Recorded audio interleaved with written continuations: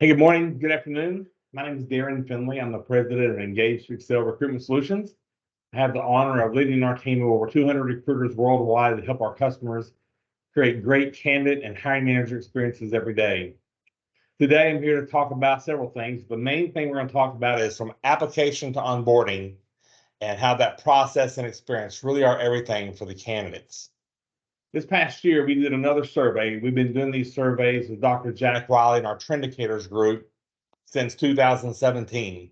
And our survey demographics look something like this: 1,500 individuals that we survey all across the US. All major industries are represented. And we look at all the demographics of the US adult working population. So we've got a 95% confidence level in everything that we do. We talk to both passive and active job seekers to really understand what their sentiment is and what they think about the recruiting process and all types of things related to recruiting and onboarding and things that are important to recruiting teams really across the US at all. So today I want to present back to you some of those results. And as you think about really two things: one, what does your process look like? How does that process impact candidates? And then what is that experience you're creating along the way? I think it's important to understand that those things really do have to go together. If you think about creating a great candidate experience and a great hiring manager experience, even, you've got to take into consideration the perceptions of the job seeker and the candidates that are out there. Some things remain the same, some things vary from year to year. I want to share some of those with you today. When we think about this job seeker that's out there today, 91% are searching for jobs on their mobile device. And to a lot of us, that's common sense. But when you think about it is from a process standpoint and from a technology standpoint, is your technology mobile first? Are you able to push out your job descriptions in a way where the candidates don't have to screen up and down forever, even side to side, read those job descriptions? Remembering to make your application mobile first, or at least mobile friendly, is a critical component of capturing the attention and keeping the attention of those job seekers. As you can see, the huge amount, 91%, basically all of them are looking for a job on their mobile device. Of everyone that we surveyed over this 1,500 candidates and job seekers that we looked at, 50% had actually gone through a recruiting process in the last 6 to 12 months. So whether they classify themselves as a passive job seeker or actively looking today, a huge portion of those were part of the Great Resignation or part of a recruiting process just in the last 6 to 12 months. Interestingly, one of the new questions that we asked this year is how many individuals were working a side gig. I've heard a lot about that. I've seen a lot about that in the media. Interestingly, 44% of our respondents said they had a side gig. So probably not only had they looked for at least one job, they might have even looked for two jobs in the last 6 to 12 months. So there's a lot of experience in this group about what it's like to apply and seek a new role and the reasons why they do that and what's important to them. So let's dig a little bit deeper into the survey itself and look at what is going on with the recruiting experience. I think not surprisingly, you'll find out if you look at the left-hand side here that the positive experience that motivates job seekers to be engaged with an organization really comes from the hiring manager. 40%. 22% say that the most positive experience they had was with the recruiter, 15% with the coordinator, 12% with another member of the recruiting team, and 8% of the HR representative. So what this tells me is that we've got to make sure that we equip not just our recruiting team and our TA teams, but we also equip the hiring manager to where they can interact and engage with those candidates. We're doing this in July of 2023. Last month in June of 2023, unemployment was down to 3.6%. There's just under 10 million jobs still open out there. So our thoughtfulness around how we engage and pull candidates in and use our relationship building skills as a magnet as opposed to pushing them away is going to be critical overall. So think about your programs and think about how important it is to have your hiring manager engage with that candidate and how are you equipping them to engage with those candidates, not just from interview training, relationship training, information about the organization, why the role is important. All these things are very critical in making sure you've got a very engaged candidate. When you look at the other side, the good news is 83% either agreed or strongly agreed that the recruiting process was smooth and efficient. That's a great improvement over the last several years. Overall, 77% said they were satisfied with the recruiting process. These two numbers tell me a couple of things. Number one, it tells me there's much more sophistication now than there was 5 years ago in how organizations engage and reach out to candidates and the process they put them through. A lot of that's through the necessity of a very tight labor market. A lot of that is a result of more technology in the marketplace, texting capabilities, video interview capabilities, and how the entire group of employees that are out there and job seekers that are out there are much more sophisticated today than maybe they were 5 or especially even 10 years ago.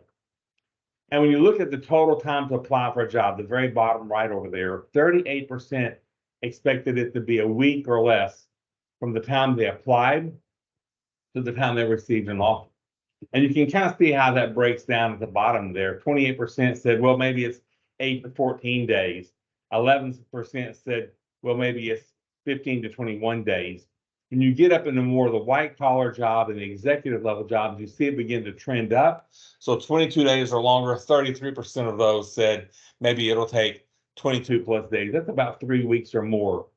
And when you think about adding all of this together, the 28 and the 38, you've got 60, it's almost 70% of the candidates say really 2 weeks or less is what's important to get through the entire recruiting process. So focus on the hiring manager. Know that you've got competition out there. The recruiting process is solid, and timing is of the essence for a lot of different reasons. So I want to take a look at the process itself. And when you think about what that looks like, and you think of the top left-hand side here, what matters most to you in the application process? The job seeker said, number one, it's got to be easy and straightforward. We talked early on a few minutes ago about, is it mobile optimized? Is it on your phone? Can they do it from a mobile device?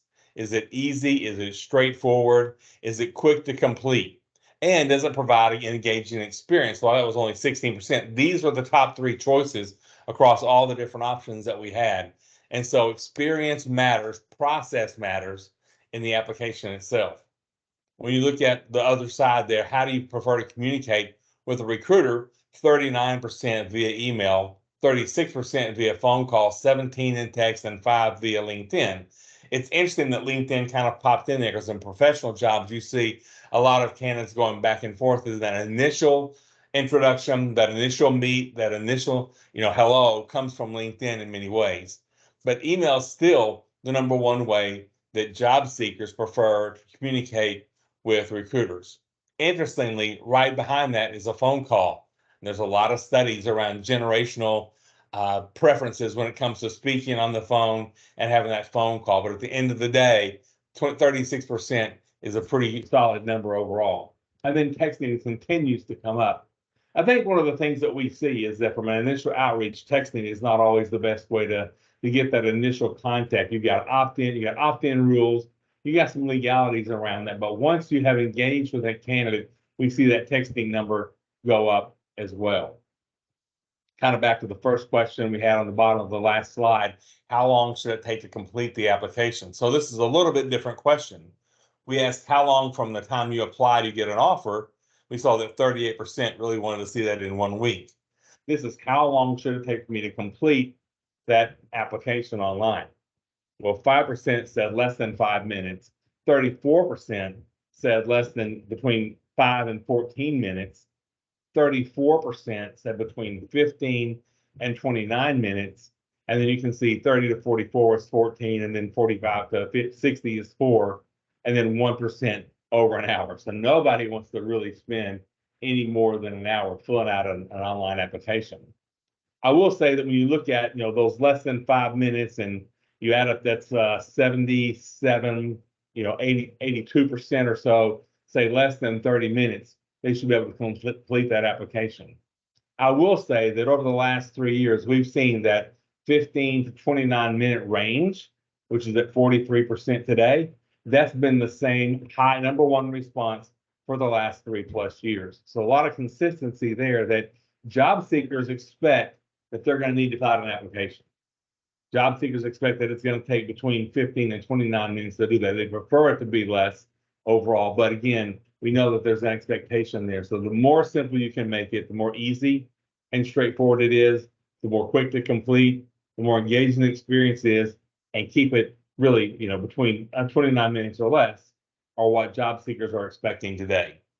You can see how the numbers have kind of varied year over year. Expect to apply on a mobile device anywhere from 72% in 19 to 87% in 2023. The bottom left-hand side, you'll see it's a reasonable number of pre-hire assessments. And so assessment is really when the job market in 2019 and early 2020, before the pandemic, we saw them making a comeback a little bit. But then as soon as the pandemic hit, we had the big layoffs, then you had the big hiring surge that happened at the end of 2020 and 21. We saw a lot of organizations kind of go away from assessments. I will tell you, they're creeping back now. We're beginning to see more and more. And you'll see that candidates, when asked the question, what are the reasonable number of pre-hire assessments to take? They say it's okay to take 2 to 3 assessments. 50% of the job seekers say 2 to 3 assessments are going to be okay for them. 27% just say 1 assessment. 13% say 4 to 6 assessments.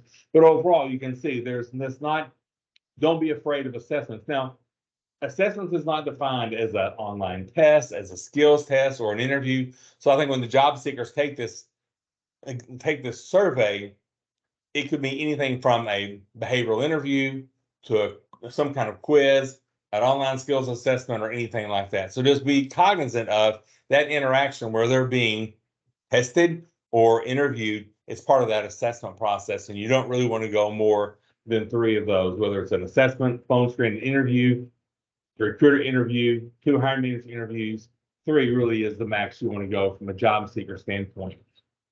Interestingly enough, you can see down the bottom right-hand side, as job seekers continue to have access to social media, have access to your corporate websites and your branding pages, trying to understand what your employee value prop is, we ask the question, would you participate in a social community for an organization that you're interested in, even if there's no current opportunities? And the overwhelming majority, even since 2019, has been pretty consistent at 56, 61, and 56% say they would participate. What this tells us, and what this tells me, is that candidates that are interested in your organization, whether they like your mission, whether they like your EVP, whether they have friends that work there, whether it's close to their home, whatever it is, they would be interested in connecting with you through a social organization and a social community. However you keep up with that, whether it's new newsletters or events or whatever, you're going to have the capability to engage with your job seekers, even if you don't have any open jobs. The caveat there is you've got to make sure that your content is going to be relevant and timely, and you can build that community of interest along the way so that you can be more proactive in your candidate outreach when you do have a job opening. So let's think about, what is your experience? Does it kind of meet the candidates where they are? And so when you're thinking about what candidates are doing and the willingness to learn about a new opportunity, I always find this very interesting. And when you look at 2019 was 82%, 2021, we didn't do the survey in 2020, by the way, that's why there's a gap. And in 2021, 100% of the candidates we surveyed said, I would be willing to look at another opportunity. That was the birth of the Great Resignation. Remember, in 2021, everybody wanted to look at it, would be willing to look at something different. It dropped a little bit to 89%, still almost 90% in 2022 would be willing to look at a job. And in 2023, 97% of the candidates that we surveyed, whether they were actively looking or passive candidates, said, yes, I would be willing to learn about a new opportunity. That's great if you're a recruiter reaching out. That's scary as all get out if you're an employer, because you know that almost everyone that works for you is willing to listen about another opportunity that's out there. So understand that when you're engaging candidates, when you're out there trying to reach them and create an experience with them, that there's a willingness to learn about those opportunities. That's the open door. On the flip side of that, you need to know that all your folks are interested in looking, so you got to keep them too. So you got to think about that find and keep strategy along the way. On the bottom left-hand side, I think it's just kind of interesting to me as you see these numbers and you think about, the media today will tell you that the Gen Zs and the millennials, they're just really not interested in working. Well, that's honestly not true. They are interested in working just probably in different ways than us boomers are used to. But when you think about it in life, having a career being important, and you look at the 18 to 24s, the 25 to 34s, the 35 to 44, all the way down, it's all very much the same. It's also about the same amount of individuals that are engaged in the labor market. When you look at labor participation rates by those cohorts, it's very similar to that. They're very interested in working and having a career. So those 18 to 24-year-olds you think are not interested in working, yeah, maybe they want to sit on the couch a little more than you did. Yeah, maybe they play video games a little more than we did growing up. I did play Miss Pac-Man. I just wasn't doing it at home on the couch. I had to plug quarters in. That's how old I am. But there's importance of having a career in life. And so that's also good news when it comes to the job seekers that are out there and the labor market that's out there today. Then when you think about overall around this experience and what it's going to look like, how important is it to meet with the following individuals during the recruiting process? Well, by and far, the hiring manager is very important. And so understanding the manager that's going to be, I'll be working with day to day, 78% stated that's the one I want to meet with. That's the person whose time I want to spend most of my time with during the interview process. And then you can see that it doesn't really go down a whole lot once you get past the HR representative, trainers, senior management, and someone else in that similar role. So there's a wide variety of individuals in your organization that can impact the experience of the job seeker.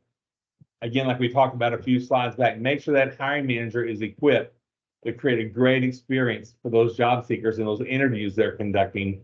It is a two-way interview. You're interviewing them, they're also interviewing you. But then think about how can our folks in HR and recruiting impact that experience? How can maybe a trainer who's going to help them get equipped to do the job early in their tenure be ready to engage with that candidate? How can senior management come in and impact that experience with those candidates overall? And then people in similar roles and their future coworkers, really kind of the same, 29% on both of those. So it is important for individuals to meet with more than just one person in the organization. It's most important to meet who they're going to be working with as a manager. But it's also important to meet with HR, trainers, and senior management in those roles. So when you think about process and experience, evaluate what your process looks like. Evaluate what that experience is. Do you have an opportunity to interject others into that experience for those job seekers? And then when you look at overall, the most positive experience that I had, we talked a little bit about this earlier, hiring manager, recruiters, coordinators, other members of the recruiting team, and HR reps. So HR reps, here's your heads up. 54% of the job seekers believe that it's very important to meet with you during the interview process. On the flip side of that, only 8% said they had a positive experience with HR. So think about HR's role in recruiting, not HR recruiting, not HRTA, but HR in employee relations, HR VPs, HR managers that are going to be around. They are looking to you as an advocate.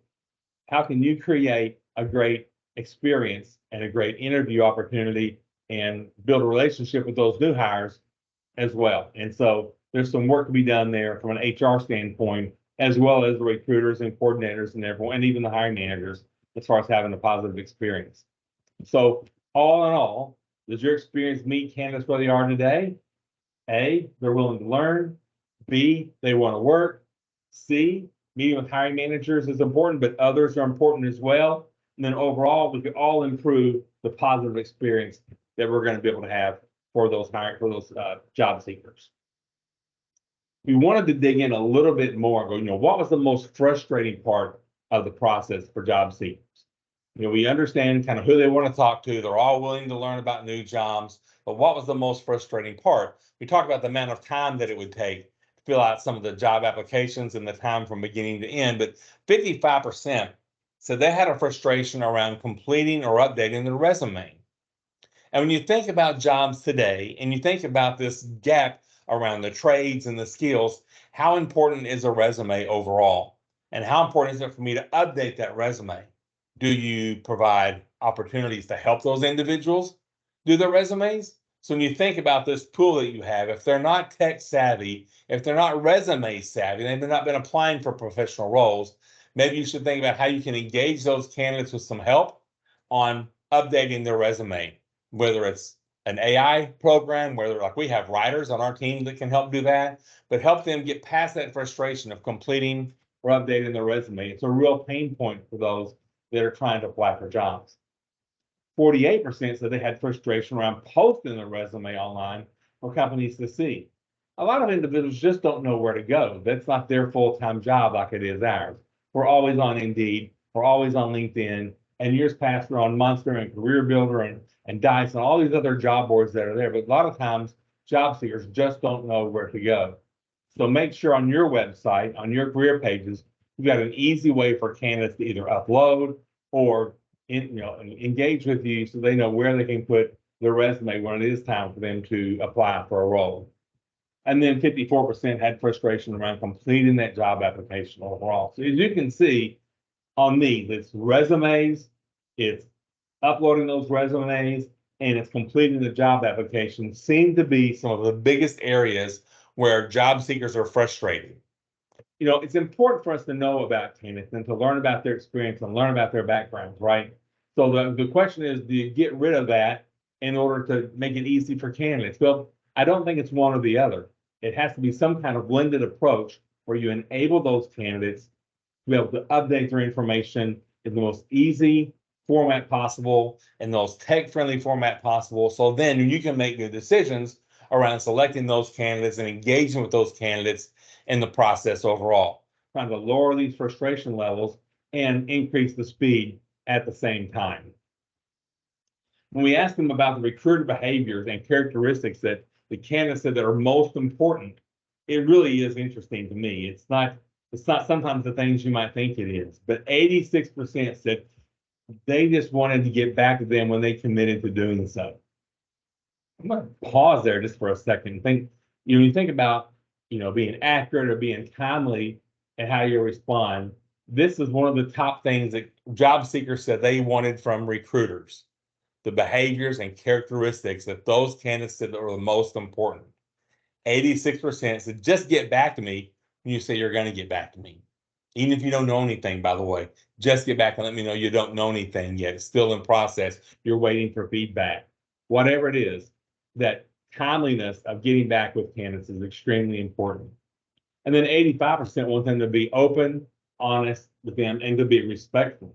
Their experience may not be exactly right. Someone else might have gotten selected for that role. That's okay. Let candidates know maybe where that deficiency was, why they didn't get selected, if they weren't going to be selected going forward. Help them understand what they can go get from a skill set standpoint for the next time that job is open.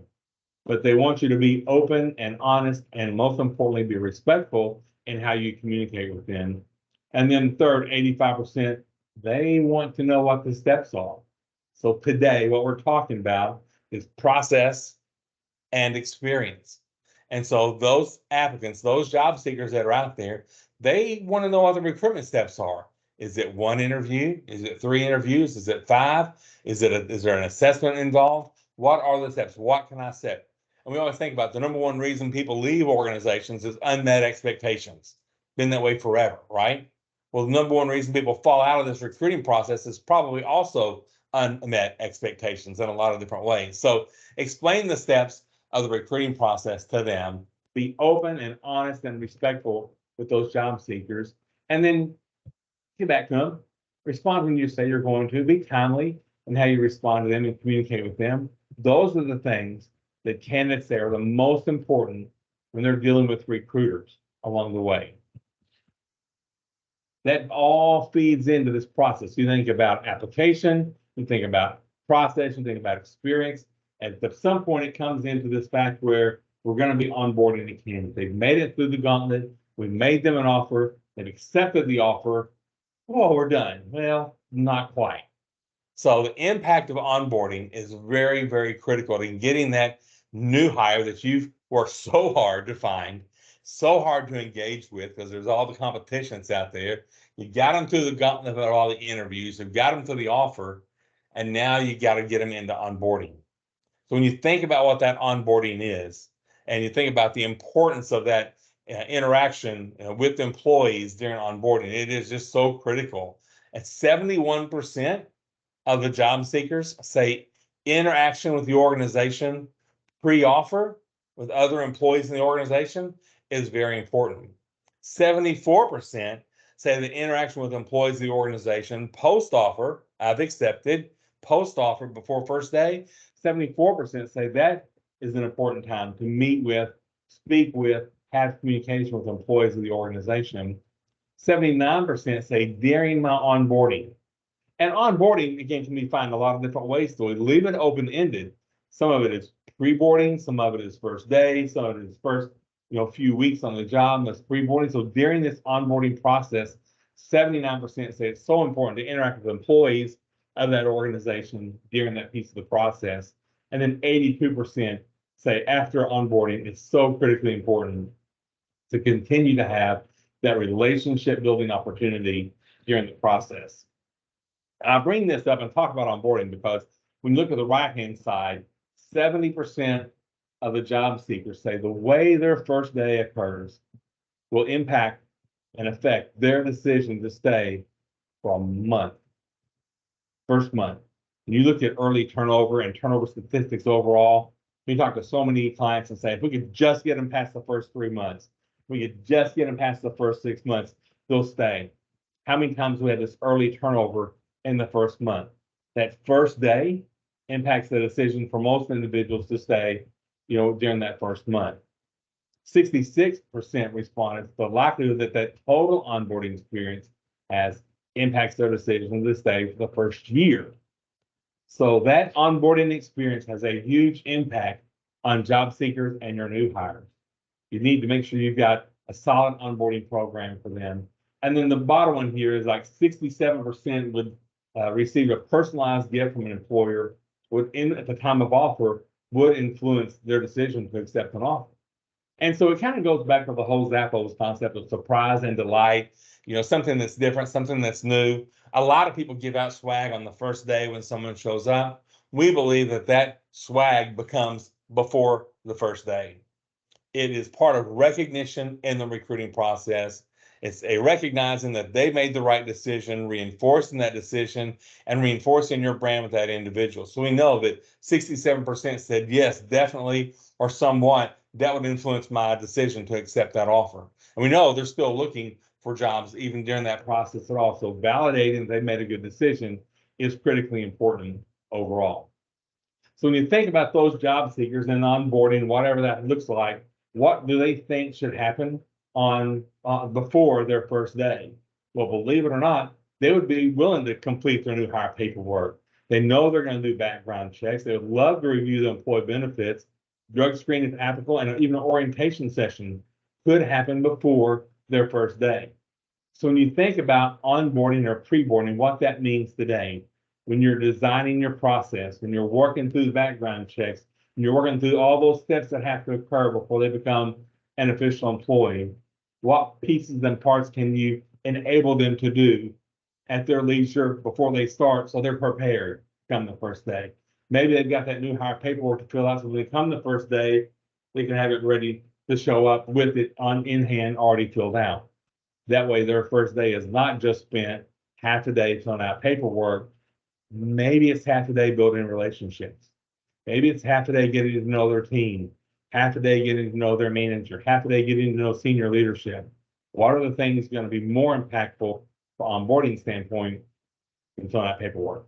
Although it's important. Reviewing benefits, it's also important. So make sure you have those things sent and ready to go. So when you think about what's next, it doesn't stop at onboarding. I probably beat that one a little rough, but do you know what employees want after they hire? The application is important, the experience is important. So when you think about things that are going to be important to them going forward, is an employee-centric manager, a manager who's has the employee success in mind and their growth top of mind. So make sure your managers are enabled for that and able to be an employee-centric manager.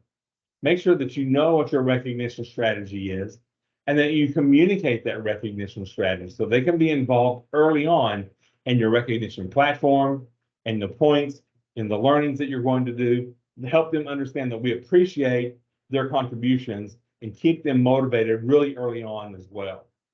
Help them understand what the growth plan is, that they are fast track, if they need additional support and what they need to move up. Keep in contact with them about their growth and development.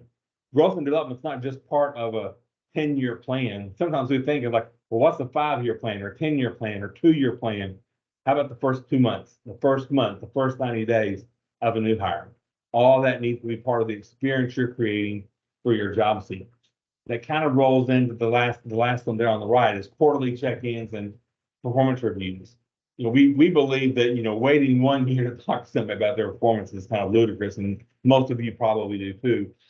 Quarterly check-ins or even more monthly real-time check-ins so that everyone knows kind of where they stand, what's working well. We do a stop, start, continue kind of model where they understand what they need to stop doing, start doing, and continue doing.